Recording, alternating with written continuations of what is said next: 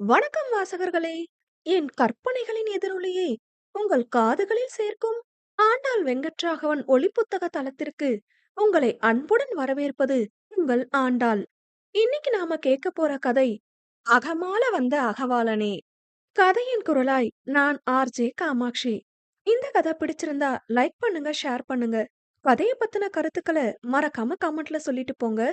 இப்பதான் புதுசா சேனலுக்கு வரீங்கன்னா சேனலை சப்ஸ்கிரைப் பண்ணிட்டு பக்கத்துல இருக்க பெல் ஐகானை தட்டி விடுங்க. அப்பதான் நாங்க போடுற கதைகளோட நோட்டிபிகேஷன் உங்களுக்கு உடனுக்குடனே கிடைக்கும். வாங்க கதை கேட்டு ரசிக்கலாம். அத்தியாயம் 29. காலை வீடே பரபரப்பாக இருக்கு. பெண் அவளோ அறையில் ஆழ்ந்த உறக்கத்தில் இருந்தாள். தூங்குறத பாரு என்று சிரித்தபடி அவள் மூக்கை கிள்ளியவன் அவள் அருகே உறங்கும் 2 பொம்மைகளையும் கண்டு மனமார புன்னகைத்தான். தான் 2 பெண்களுக்கு தந்தை என்பது அவனை சிலிர்க்க செய்தது. மெல்ல குழந்தையின் முகம் வருடினான். குழந்தையை தூக்கிக் கொண்டு ஒவ்வொரு குழந்தையாய் முகர்ந்து பார்த்தவன் அதன் வாசத்தில் தன்னை தொலைத்தான். பட்டு வேட்டி சட்டையில் அவன் தோரணையாய் தயாராயிருக்க, அவளோ இன்னும் இரவு உடையில் உறக்கம் கலையாமல் படுத்திருந்தாள். முந்தைய நாள் இரவு மட்டும் தன்னுடன் படுத்துக்கொள்ள அவள் ஆசைப்பட்டதற்கு இணங்க அம்மாவிடம் பேசி சம்மதிக்க வைத்து அவளுடன் உறக்கம் கொண்டான். மகள்கள் 3 முறை எழுப்பிவிட்டு தூக்கம் கலைந்ததெல்லாம் வேறு கதை. அமுதூட்டிக் கொண்டே குழந்தையைப் போல் அவளும் தூங்கி வழிய சிரிப்பாய் அவளை பார்த்து குழந்தையை தட்டி கொடுத்து உறங்க வைத்து அவளுக்கும் உறக்கம் கொடுத்தான். இருப்பினும் கூட அவளால் ஒழுங்காக தூங்க இயலவில்லை.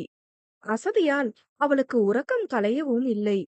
எழுந்து பல் துலக்கி சோர்ந்த முகமாய் அவள் வர, காமாட்சியும், நேரம் இருக்குதுன, நீ போய் ரெடி ஆகிட்டு பிள்ளைகளை என்கிட்ட வந்து குடு.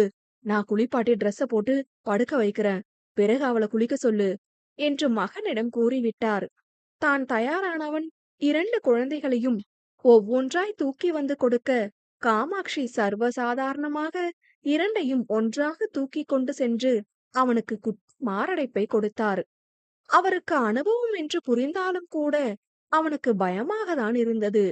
மா பாத்துமா, என் பொண்டாட்டி முக்கி முணங்கி பெத்து போட்டிருக்கா என்று அவன் குறும்பு பாதி பயம் மீதியாய் கூற, ஆமாடா, எல்லாருமே சுகமாவா பெத்துக்கிறாங்க, அவ மட்டும் முக்கி முணங்க.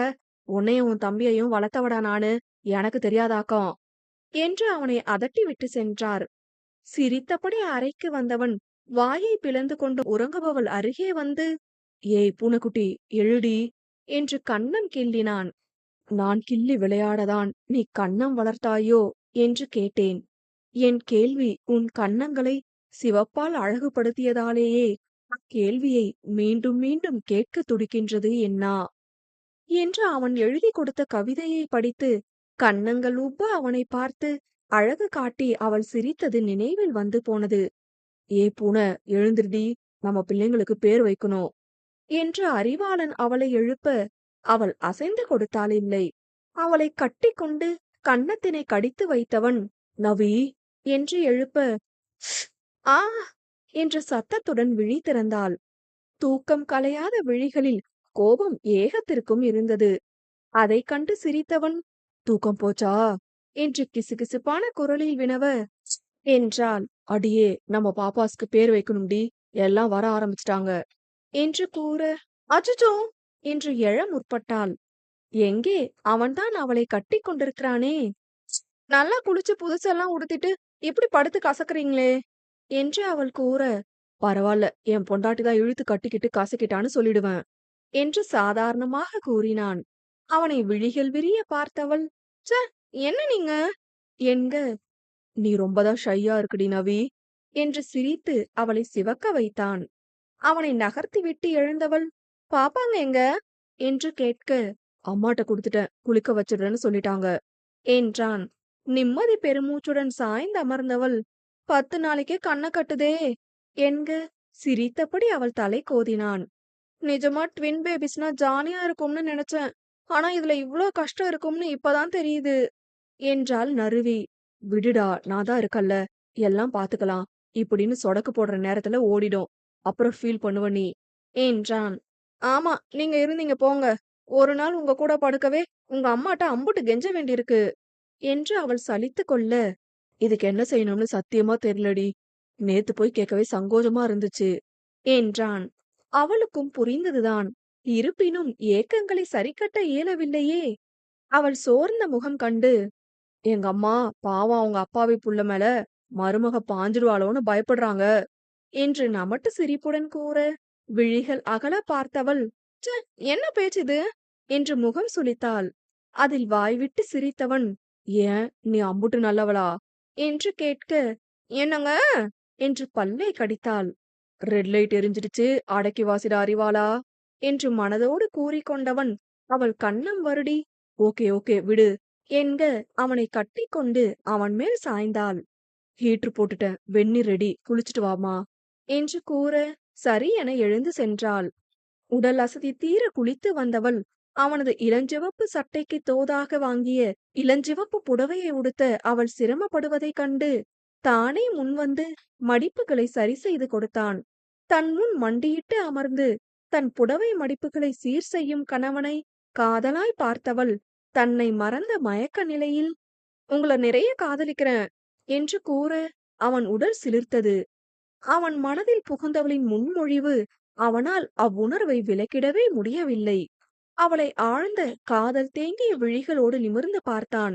புன்னகையுடன் அவனை பார்த்தவள் கைகள் விரித்து அழைக்க எழுந்து நின்று தானும் அணைத்து கொண்டான்.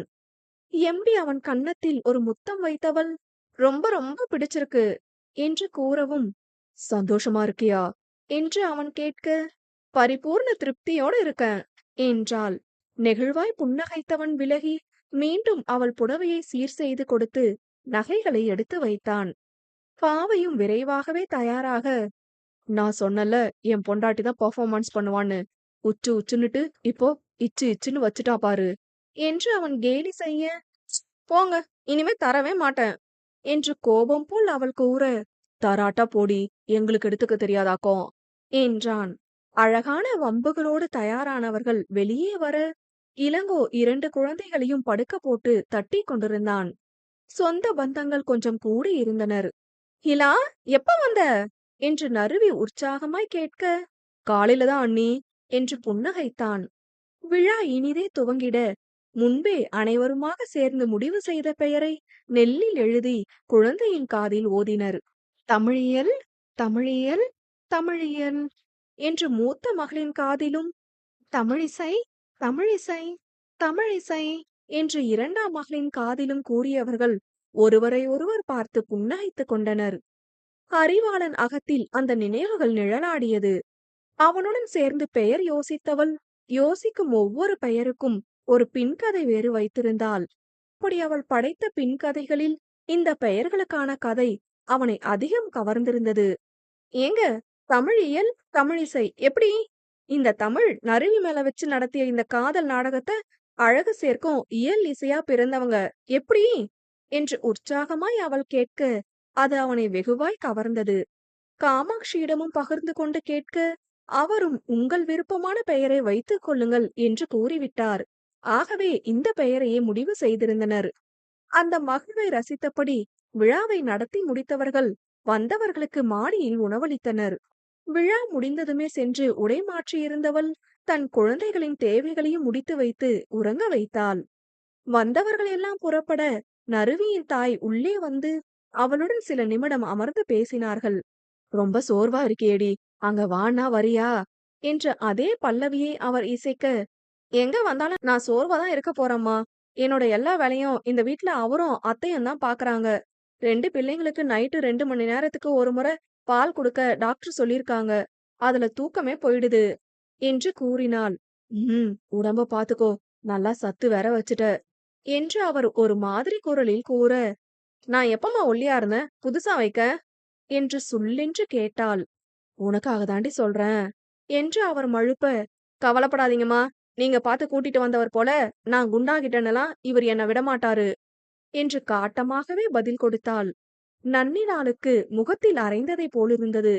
தன்னையே திட்டிக் கொண்டவர், நான் எதுவும் சொல்லல, நீ டென்ஷன் ஆகாத என்று விட்டு குழந்தை குறித்த விடயமாக பேசிவிட்டு சென்றார். உள்ளே வந்த அறிவு, எவ்வளோ கோபம் வருது உனக்கு என்று சிரித்தபடி கேட்க, சும்மா நொய் நொயின்னு அங்க வா, அங்க வான்னுட்டே இருக்காங்க. நான் வரேன்னு சொன்னப்போ வச்சு சீராட்டுனாங்களா? இப்ப வான்னு கூப்ட்டு தான் நான் பல்ல காட்டிட்டு போகணுமோ? என்று பொரிந்தாள். கூல் நவிமா, டென்ஷன் ஆகாத. உன் உடம்புக்கு நல்லதில்ல. என்று கூற தன் தோற்றத்தை அளவிட்டாள். சுருங்கிய அவள் முகம் கண்டு, ஓய்! என்று அதட்டலாய் அவன் அழைக்க, அவனை நிமிர்ந்து பார்த்தாள் இல்லை. அவள் அருகே வந்து அவள் நாடி பிடித்து முகம் நிமிர்த்தியவன், என்ன பாருடி என்க, எனக்கு இயற்கையாவே உடல் வாகு இப்படிதான். நான் என்ன பண்ணட்டும்?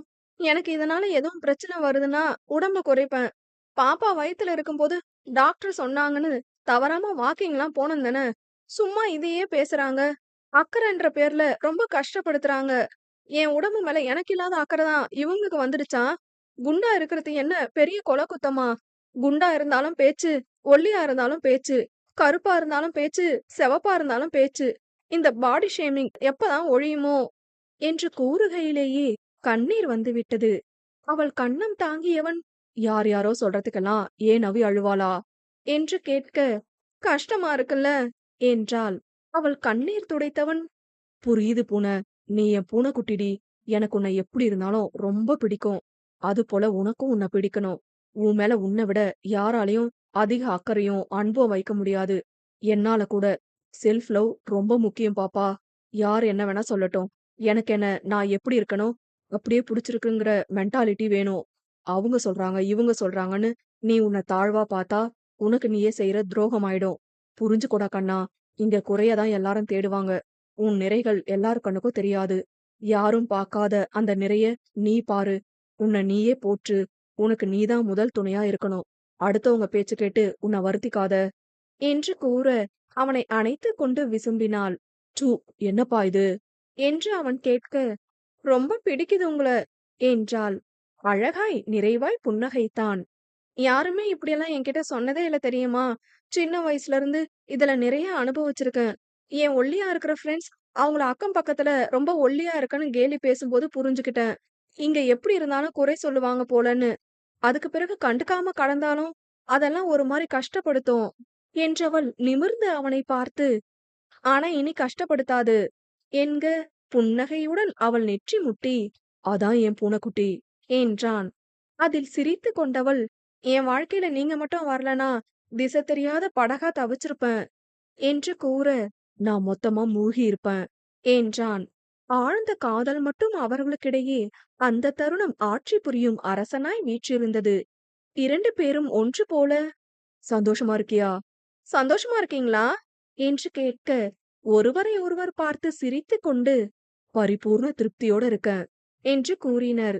அந்த அழகிய தருணத்தை ரசித்தவர்கள் பார்வை கலந்து கானம் இசைக்க, அதில் தங்களது பங்களிப்பை கொடுக்க வேண்டி தமிழியலும் தமிழிசையும் அழுகுரலில் கானம் இசைத்தனர். மகன்களை பார்த்து புன்னகைத்தவர்கள், கடமைய விட்டுட்டு அங்க என்ன காதல்னு கத்துறாங்க போல என்று கூறிக்கொண்டு ஆளுக்கு ஒரு குழந்தையை தூக்கி நெற்றியில் முத்தம் பதித்தனர். அவர்கள் வாழ்வில் இயலும் இசையுமாய் தோன்றி வசந்தமாய் வளர நாமும் வாழ்த்தி விடை பெறுவோம்.